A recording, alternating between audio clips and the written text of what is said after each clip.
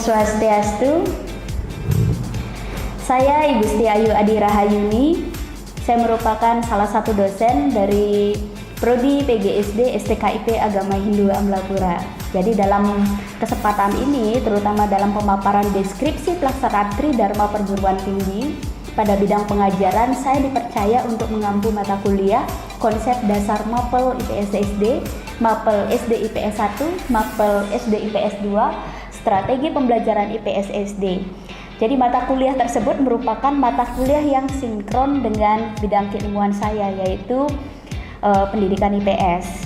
Nah, dalam materi yang hendak saya bawakan yaitu konsep dasar MAPEL IPS SD yang saya ajarkan dengan bobot 2 SKS merupakan mata kuliah wajib di Prodi PGSD. Adapun capaian mata kuliah konsep dasar MAPEL IPS SD yang saya bawakan adalah mahasiswa diharapkan mampu menjelaskan, memaparkan tujuan pembelajaran IPS dan kaitannya dengan teori rekonstruksi sosial. Nah, adapun lingkup materi dari konsep dasar MAPEL IPS SD ini adalah hakikat pendidikan IPS, kemudian tujuan dan keterkaitan pendidikan IPS SD dengan teori rekonstruksi sosial, etika dan nilai pendidikan IPS di sekolah dasar, kompetensi pendidikan IPS sekolah dasar, pendidikan IPS sekolah dasar dalam pembangunan sumber daya manusia. Adapun kebermanfaatan mata kuliah konsep dasar MAPEL IPS SD ini adalah mahasiswa mampu mengaplikasikan konsep pendidikan IPS, ya khususnya IPS dalam dunia pendidikan di sekolah dasar. Selain itu, menyiapkan mahasiswa agar memiliki seperangkat pengetahuan, bekal, sikap, nilai moral, dan keterampilan dalam melakoni kehidupan di masyarakat yang nantinya dapat diteruskan dan diimplementasikan pada anak didiknya khususnya di sekolah dasar. Guna mengantarkan proses perkuliahan menjadi kondusif, adapun proses implementasi mata kuliah konsep dasar MAPEL IPS SD menggunakan sistem DII, yaitu Delivery, Interaction, dan Assessment. Jadi dalam delivery ini bagaimana proses perkuliahan dapat disampaikan, terutama materi-materinya sehingga dapat menarik dan dapat diterima dengan baik oleh mahasiswa. Kemudian bagian interaksinya adalah ada satu interaksi yang kondusif antara mahasiswa dengan dosen. Dan yang terakhir adalah asesmen. Ini bertujuan untuk mengukur objektivitas dari proses pengajaran, atau dalam hal ini lebih menekankan pada bagaimana apakah mahasiswa dapat menerima proses perkuliahan dengan baik melalui asesmen itu sendiri. Demikian pemaparan saya. Untuk berikutnya adalah implementasi saya terkait dengan proses pembelajaran, khususnya pada mata pelajaran konsep dasar MAPEL IPS SD. Demikian pemaparan saya. Mari kita simak proses pembelajarannya. Oke, Om Swastiastu. Om Swastiastu. Oke, selamat pagi adik-adik mahasiswa. Pagi. Gimana kabar kalian hari ini? Baik. Oke, luar biasa. Sama ya. Saya juga dalam kondisi prima, kondisi terbaik saya hari ini. Luar biasa, hari ini saya bisa bertemu dengan kalian untuk di pertemuan mata kuliah kita hari ini. Mata kuliah apa? Konsep dasar MAPEL IPS SD. Oke, luar biasa. Nah, saya mau cek dulu kehadiran ya. Dari kehadiran yang ada di tangan saya, ternyata semuanya hadir, luar biasa. Ini artinya adik-adik mahasiswa bisa dikatakan kesediaan untuk mengikuti mata kuliah saya luar biasa ya, animonya gitu. Jadi dalam perkuliahan kita hari ini mungkin tidak jauh berbeda dengan perkuliahan kita sebelum-sebelumnya. Ini adalah pertemuan kita kali kedua ya. Kalau pertemuan pertama kita pada sesi sebelumnya kita sudah sempat mempelajari tentang IPS, pengertian IPS, kemudian komponen-komponen di dalam IPS itu sendiri. Nah, hari ini materi yang akan kita ulas adalah materi yang penting ya, satu penting, menarik untuk kita kaji bersama, dan materi ini sangat-sangat akan berguna untuk kalian semua, terutama kalian nantinya akan berprofesi sebagai sebagai apa? Iya, sebagai pendidik, sebagai seorang guru. Nggak mungkin kalian akan jadi perawat. Karena kalian tugas dan ininya adalah menjadi calon-calon pendidik ya. Dan saya harap nanti di masa berikutnya kalian akan berada di posisi saya sebagai seorang dosen ya. Baik, sebelum saya mengkaji materi lebih jauh tentang konsep dasar mapel IPS SD, saya mau mengajak teman-teman mahasiswa untuk nonton video. Jadi video ini sudah saya carikan video yang sangat bagus gitu ya. Silahkan kita tonton bareng-bareng. Nah, kemudian kalian analisa nilai-nilai positif apa atau nilai-nilai karakter apa yang ada dalam video yang saya berikan.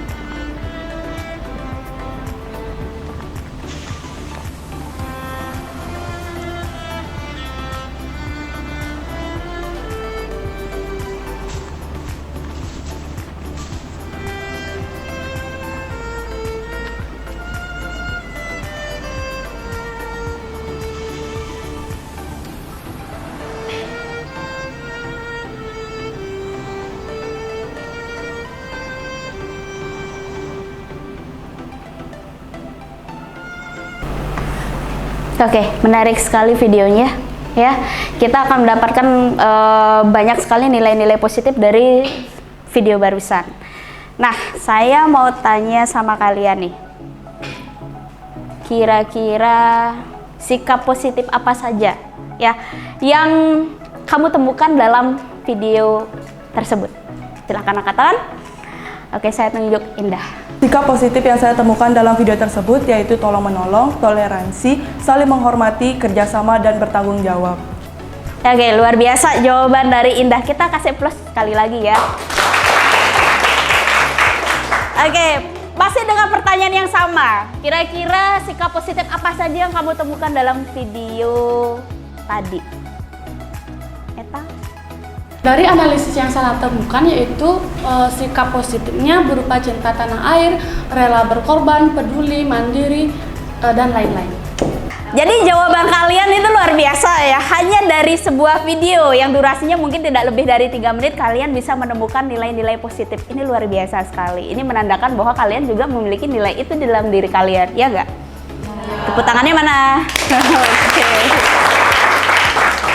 Ya, inilah sebenarnya menjadi kunci kita ya. Dari sebuah video kita bisa menyaksikan sesuatu nilai karakter yang positif di dalamnya. Tapi ya, bagaimana sih caranya kita membentuk sikap sosial yang positif tersebut di dalam diri kita? Nah, sebagai seorang guru ya, sebagai seorang pendidik, ini menjadi hal yang penting untuk kalian lakoni, karena sebagai seorang guru kalian itu punya peran nantinya. Kalian akan digugu dan ditiru oleh siswa-siswa kalian, sehingga kalian adalah role model buat mereka untuk anak-anak didik kita. Sehingga perlu kita garis bawahi, kita pun juga harus memiliki nilai-nilai positif yang kalian sebutkan tadi. Dan nilai-nilai positif yang kalian sebutkan tadi itu ada sejumlah 12 ya, yang sudah kalian temukan, itu luar biasa. Nah, bagaimana caranya kita membentuk sikap sosial yang positif itu di dalam diri kita, dan kita juga bisa implementasikan hal itu kepada anak didik kita? Gimana caranya? Boleh angkat tangan? Oke. Melalui pendidikan. Melalui pendidikan. Iya, itu jawabannya adalah melalui pendidikan. Begitu pentingnya pendidikan sehingga kita tidak boleh alpa. Bahkan kalau kita mau menelisik ya, menelusuri bagaimana negara-negara maju, mereka selalu mengutamakan yang namanya pendidikan. Makanya ada sebuah pernyataan yang mengatakan bahwa carilah ilmu sampai ke negeri seberang, ya. Sampai ke negeri seberang, ya udah biar kalian gampang aja nyautnya gitu. Oke. Jadi gini, pada intinya adalah pendidikan ini sangat penting karena melalui pendidikan kita bisa memahami sesuatu. Dari yang tidak tahu kita menjadi tahu, dari yang baik yang tidak baik kita menjadi baik, dan ya dari yang tidak bisa kita menjadi bisa. Inilah pendidikan dan ini pentingnya pendidikan. Nah, dalam konsep dasar Mapel IPS SD inilah yang akan kita kemas. Bagaimana caranya nilai-nilai positif ya yang barusan kita analisa dari sebuah video itu juga terimplementasi dalam proses pembelajaran, khususnya dalam proses pembelajaran konsep dasar IPS SD. Nah, jadi submateri kita atau capaian dari perkuliahan kita hari ini adalah ini ya. Tujuan pembelajaran IPS SD dalam kaitannya dengan teori rekonstruksi sosial.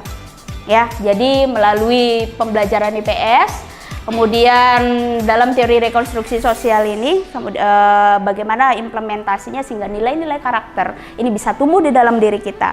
Tidak hanya nilai-nilai karakter, tapi ada nilai-nilai yang lain juga, misalnya nilai pengetahuan, kemudian sikap, ditambah lagi dengan apa?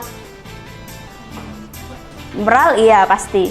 Selain moralitas, kita juga memiliki keterampilan. Keterampilan ini dari berbagai sisi ya, keterampilan sosial atau keterampilan yang mendukung nantinya kalian untuk bisa action dalam kehidupan kita sehari-hari. Jadi seperti itu. Oke, kita akan mulai lagi. Nah, kira-kira apa sih tujuan pendidikan IPS? Menurut saya Bu ya, kalau tujuan dari pendidikan IPS itu adalah dimana kita sebagai mahasiswa itu dapat mengembangkan nilai karakter, moral, minat bakat dan kemampuan kita. Yang paling utama itu adalah mengembangkan sebuah keterampilan yang ada pada diri kita. Oke, luar biasa sekali. Tepuk tangan dulu. Ya, jawaban dari Andin ini sangat lugas sekali ya. Jadi pada intinya dan tadi juga saya sudah menekankan tujuan pembelajaran IPS tidak lain adalah pada poin-poin ini.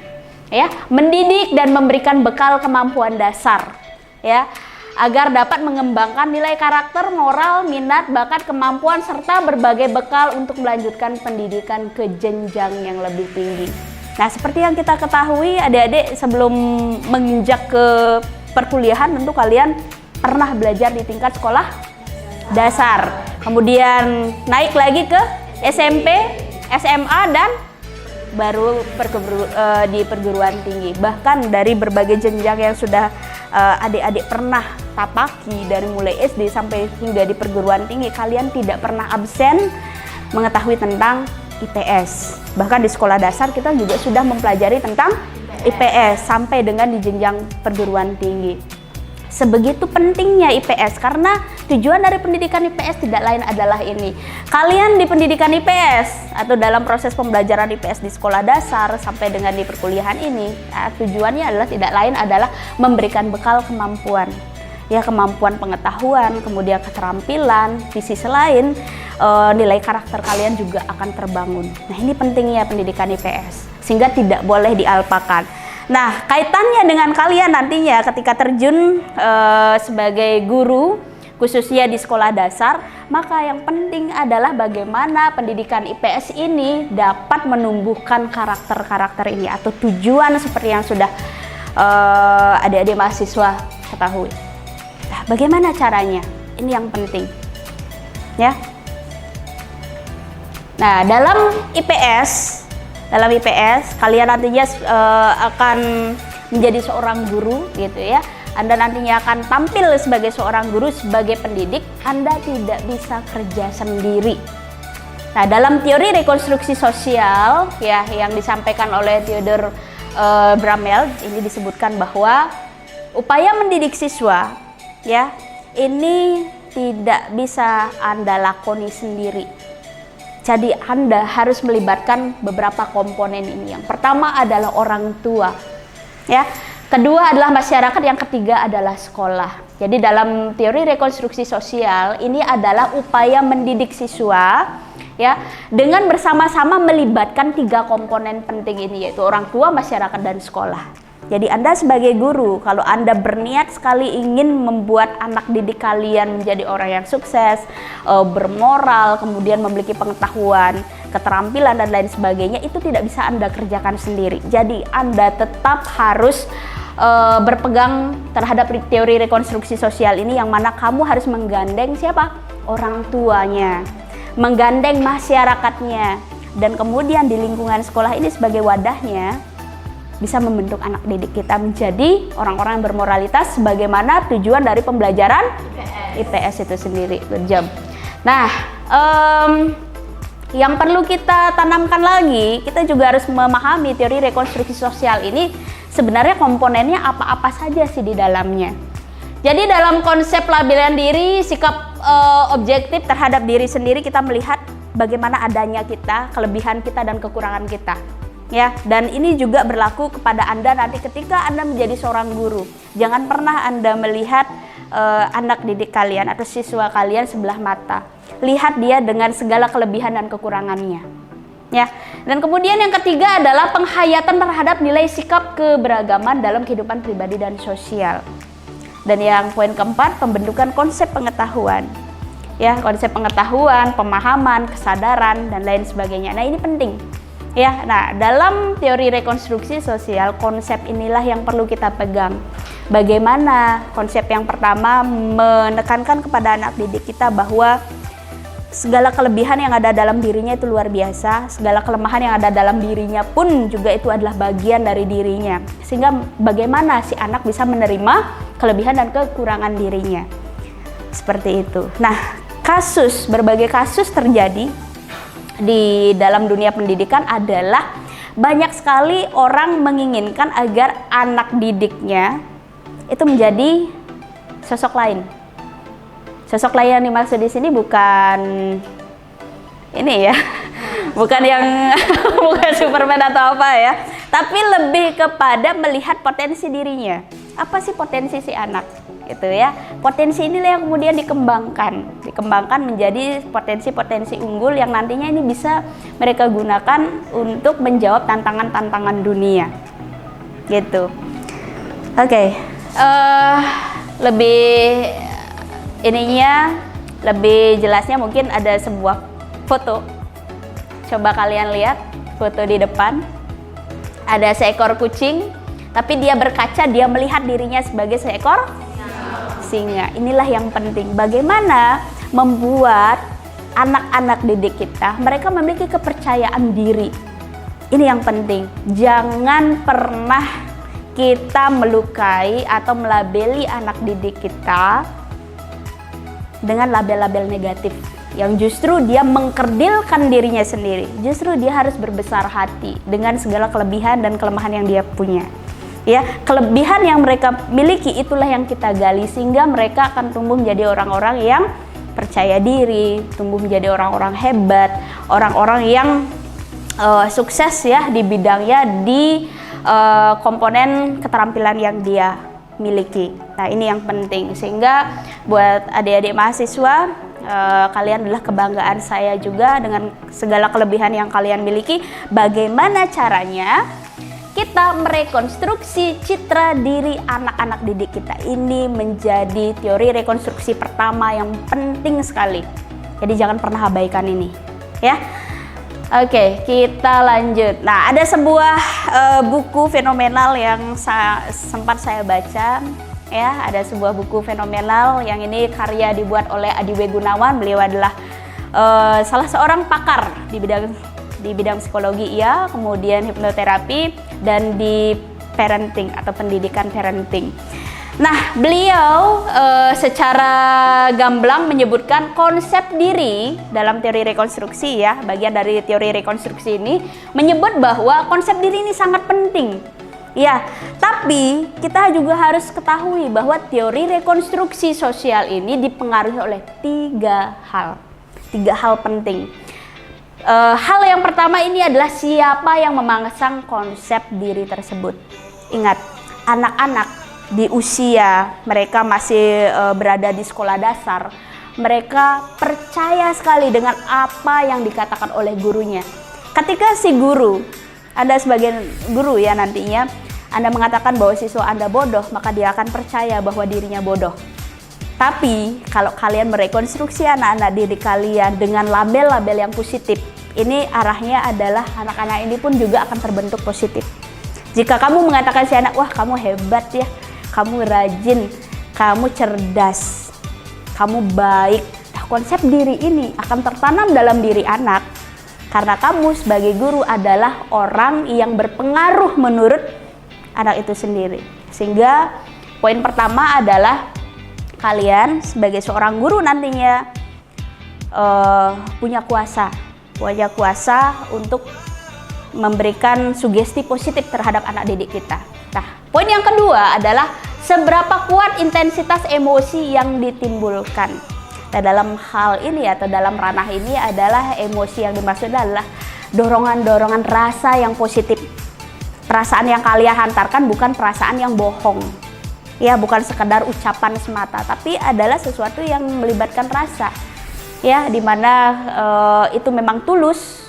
Ya, tulus diucapkan, jujur dan lain sebagainya, ini akan berpengaruh terhadap anak kita dalam pelabelan dirinya yang positif. Kemudian yang ketiga adalah repetisi. Seberapa sering kejadian itu dialami oleh anak. Semakin sering kamu memuji anak itu, semakin sering kamu memberikan sugesti-sugesti positif terhadap anak itu dengan melimpahkan rasa di dalamnya, ini akan berpengaruh luar biasa. Jadi saya katakan komponen rekonstruksi sosial pada komponen yang pertama yaitu adalah penumbuhan konsep citra diri pada anak. Ini penting. 3 komponen yang sudah saya sebutkan bisa disebutkan ulang lagi. Boleh? Baik Bu, konsep diri yang mempengaruhi itu ada 3 hal. Yang pertama yaitu siapa yang memasang konsep diri tersebut, terutama bagi kita yaitu nanti akan menjadi seorang guru untuk di lingkungan sekolah SD, yaitu kita memiliki peran pertama dari peran ayah ibu dan teman dan lain-lain. Nah, yang kedua itu yaitu seberapa kuat intensitas emosi yang ditimbulkan. Nah, yang dimaksudkan adalah seberapa kuat dorongan-dorongan emosional yang positif yang kita berikan kepada anak didik kita nanti. Yang ketiga yaitu repetisi, yaitu seberapa sering kejadian itu dialami oleh anak. Jadinya di mana sebuah kejadian tersebut yang memiliki sebuah dorongan positif, entah itu memuji ataupun memberikan apresiasi kepada peserta didik kita, semakin sering kita melakukan pengulangan terhadap tersebut sesuai dengan kenyataan dan tidak bersifat bohong, maka itu akan semakin menumbuhkan jiwa percaya diri kepada anak peserta didik tersebut. Terima kasih. Oke, luar biasa. Tepuk tangan dulu. Ya, luar biasa ya, jawabannya sudah dijawab dengan sangat lugas. Ini adalah komponen pertama. Nah, komponen-komponen yang lain akan kita bahas, ya, akan kita gali lebih dalam lagi. Oke, di sini ada 2 buah gambar. Kita bisa lihat ada gambar apa? Padi. Yang satu lagi? Jagung. Oke, pernah lihat? Pernah. Pernah makan? Pernah. Iya, gimana rasanya? Enak. Ya, oke, enak ya. Kalau padi ini adalah makanan sehari kita ya. Kemudian jagung juga adalah bahan pokok asli Indonesia juga ya. Nah, 2 tumbuhan ini adalah sebuah ilustrasi yang akan saya sampaikan ke kalian. Ya. Ilustrasinya adalah seperti ini. Ini ibaratnya adalah anak didik kita. Ada dia tumbuh sebagai padi, ada yang tumbuh sebagai jagung. Setiap anak itu lahir dengan kelebihannya masing-masing. Setiap anak itu dilahirkan dengan segala kelebihan, kekurangan, dan komponen-komponen yang dia miliki sebagai seorang anak. Ya, dalam hal ini saya ingin menegaskan bahwa jangan pernah kamu melihat padi sebagai jagung, jangan pernah juga kamu melihat sebaliknya. Jagung seperti padi. Baik, kita lanjut lagi. Nah, di sini ada sebuah tugas lapangan yang harus kalian kerjakan. Ya, tugas lapangan ini artinya kalian terjun ke lapangan. Kemana? Ke sekolah. Ya, ke sekolah yang kalian harus lakukan adalah ini. Mahasiswa melakukan kegiatan observasi ke sekolah dengan melakukan wawancara terhadap guru. Jadi kalian temui salah satu guru, ya, guru yang memegang mata pelajaran IPS juga. Kalian bertanya pada beliau tentang beberapa hal penting. Nah, hal-hal yang perlu kalian cari tahu di sekolah adalah beberapa komponen ini. Oke, ini ya, 1, 2, 3, 4, dan poin 5. Poin 4 ya terakhir ya. Jadi silahkan kalian boleh mencatat ini, kalian kemudian terjun ke lapangan dan cari informasi ini. Informasi yang kalian dapatkan di lapangan, kemudian kalian bawa ke kampus atau dalam perkuliahan kita minggu depan, kita akan bahas apa yang kalian dapatkan di lapangan.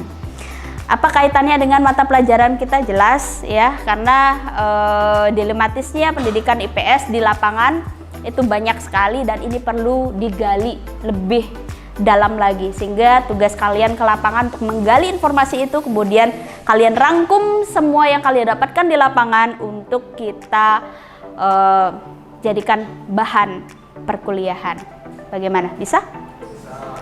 Berarti itu dalam bentuk produk apa cuman kita buat diri kita nanti kita sampaikan? Iya, ini kalian bisa lakukan misalnya dengan berkelompok. Nah, kalau saran saya, kalian terjun berkelompok ke satu sekolah atau beberapa sekolah, kemudian kalian membuat tugas ini secara individu.